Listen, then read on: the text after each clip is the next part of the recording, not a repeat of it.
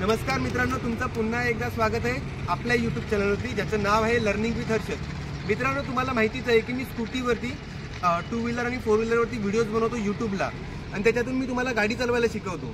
तर माझ्या खूप साऱ्या सबस्क्रायबर मित्रांचं म्हणणं होतं की त्यांना मराठीमध्ये माझ्याकडून स्कूटी कशी चालवतात याच्यावरती व्हिडिओ पाहिजे होती. तर मी आज तुमच्यासाठी घेऊन आलो आहे आज ही व्हिडिओ, ज्याच्यामध्ये मी तुम्हाला स्कूटी चालवायला शिकवणार आहे, ती पण मराठीमध्ये, फक्त तुमच्यासाठी. मित्रांनो, ही आपल्याकडे TVSची ज्युपिटर आहे, 2018चा मॉडेल आहे, जी मी आज तुम्हाला शिकवणार आहे. 110 cc इंजिन आहे याचं. सगळ्यात पहिले तर मी तुम्हाला याच्या कंट्रोल बटन्सबद्दल सांगणार आहे आणि कोणते बटन्स कशा प्रकारे काम करतात हे तुम्हाला समजावून देणार आहेत. या तर मित्रांनो, मी तुम्हाला आता दाखवतो कंट्रोल बटन स्कूटीचे.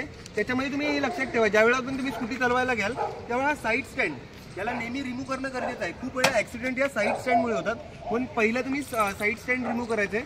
त्याच्यानंतर मी तुम्हाला याच्यामध्ये कंट्रोल बटन्स दाखवतो. हे जे तुमचे सगळे समोर दिसत आहेत हे सगळे तुमचे कंट्रोल बटन्स आहेत. राईट पासून स्टार्ट करतो. हे जे खालच्या साईडला लाल रंगाचा आहे हा तुमचा स्टार्टर आहे, याच्याने तुमच्या गाडीचं इंजिन स्टार्ट होते. त्याच्यानंतर थोडासा वरती आलात की तुमचं लाईट ऑन ऑफचं बटन दिसतं तुम्हाला. हे तुमच्या लाईट ऑन ऑफचं बटन आहे. लेफ्ट हँड साईडला गेलात की सगळ्यात खालती तुम्हाला दिसतो हा तुमचा हॉर्न, जो येलो कलरचा आहे तो हॉर्न आहे, आणि हा तुमचा साईड इंडिकेटर आहे. जर तुम्ही लेफ्ट साईडचा इंडिकेटर दिलं तर लेफ्ट साईडचा इंडिकेटर स्टार्ट होणार, राईट साईडला गेला तर राईट साईडचा इंडिकेटर स्टार्ट होणार. आणि सगळ्यात वरती येतो तुमचा, ही पासिंग लाईट पण बोलू शकतात आणि याला अप्पर डिपर बोलू शकतात, मेन लाईट आणि लहान लाईटवाली. त्याच्यानंतर पूर्ण गाडीमध्ये तुम्हाला कंट्रोल सांगतो मी.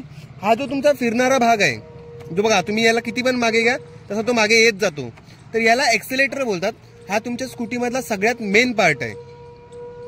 तर हा तुम्हाला लक्षात ठेवायचा आहे. याच्या पुढे तुम्हाला दोन्ही ब्रेक सारखं दिसत असेल, सायकल सारखंच, तर हे तुमचे दोन्ही पण ब्रेक आहेत. हा तुमचा मागचा ब्रेक आहे, जो लेफ्ट हँड साईडमध्ये तो मागचा ब्रेक आहे, आणि राईट हँड साईडमध्ये तो पुढचा ब्रेक आहे.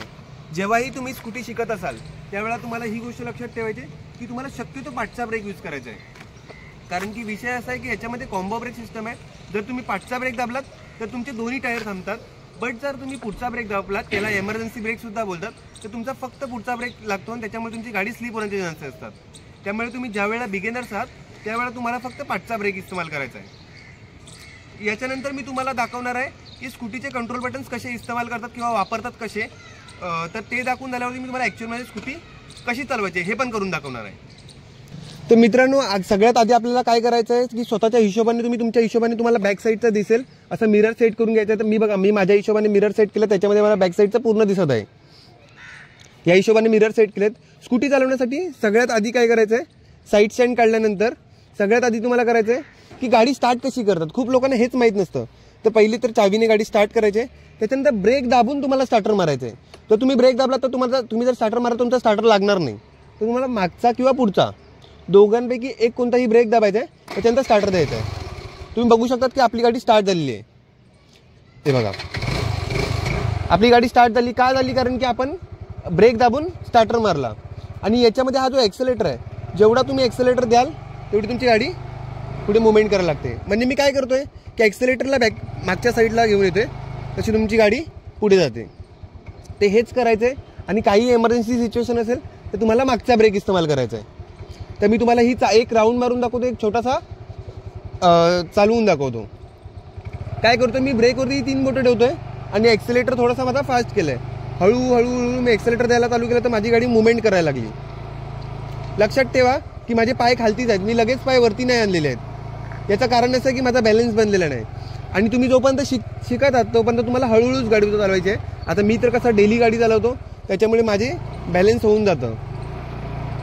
गाडी चालवायला स्टार्ट केलं आहे, मी ब्रेकवरती हात ठेवलेला आहे. आता माझा बॅलन्स बनला, मी माझे पाय वरती आणलेत आणि हळूहळू एक्सेलेटर देत आहे. आणि मी माझ्या मिररमधून चेक पण करत आहे की माझ्या मागून कोणती गाडी येत आहे का नाही का, हे मी स्वतः चेकही करत आहे.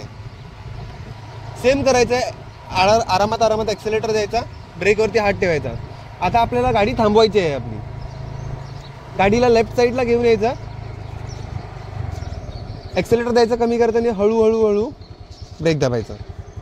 काय केलं मी, गाडी पहिला लेफ्ट साईडला घेऊन आलो, एक्सेलेटर कमी केला आणि हळूहळू ब्रेक दाबायला चालू केला. पुन्हा एकदा तुम्हाला करून दाखवतो मी. एक्सेलेटर कमी, ब्रेक.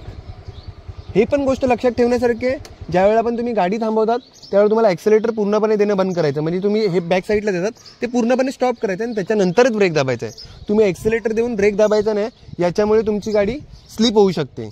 तर ही गोष्ट लक्षात ठेवण्यासारखी आहे. जर मित्रांनो तुम्हाला अजूनही असे मराठीमध्ये ट्युटोरियल्स पाहिजे असतील तर तुम्ही मला मेसेज करा, कमेंट करा. आणि जर तुम्हाला माझ्याकडे स्कूटी शिकायची असेल किंवा 2 व्हीलर 4 व्हीलर शिकायची असेल तर तुम्ही मला इंस्टाग्रामला मेसेज करा.